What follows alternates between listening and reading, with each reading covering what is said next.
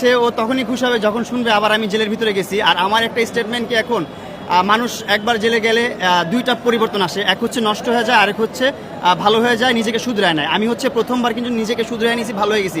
কিন্তু next time যদি আবার ও যদি ওর এখন অনেক টাকা পয়সা আছে, অনেক ক্ষমতা আছে, অনেক কিছু আছে, আমার কিছুই নাই, যদি ওর ক্ষমতার জোরে আবার আমার জেলে যেতে হয়, তাহলে সুইসাইড ছাড়া কিছু থাকবে না দুনিয়াতে। আমি সুইসাইড করবো, কারণ আমার পুরো ফ্যামিলিটা, আমার ঘরে আমার 4টা প্রতিবন্ধী ভাই বোন আছে, ভাস্তি আছে, আমার বাবা মা বৃদ্ধ হয়ে গেছে, তারা এখন অসুস্থ, তারা কর্মঠ না এখন। আমি সব কিছু, আমার ঘরের মেরুদণ্ড। আমি যদি জেলের ভিতরে থাকি, তারা না খেয়ে মরবে, তো না, তারা না খেয়ে মরার আগে আমি নিজে মরে যাবো, এটাই আমার লাস্ট স্টেটমেন্ট। আমি তো ছোট্ট একটা মানুষ, এই বয়সে বাচ্চারা খেলাধুলা করে, কত কিছু করে, আমি আমার ফ্যামিলির হাল ধরছি। এই অবস্থায় হচ্ছে লেলা চাচ্ছে আমার কেরিয়ারটা একদম ধ্বংস হয়ে যাক, না হলে তো আর এই মামলাগুলো আর ঝুলে না। এই মামলাগুলো ও চাইলেই এনি টাইম কিন্তু উঠাই নিতে পারে, আমার এই হ্যারাসমেন্টটা থেকে মুক্তি দিতে পারে, কিন্তু ও দিচ্ছে না, ও চাচ্ছে না। ইভেন ও কিন্তু এখনও অনবরত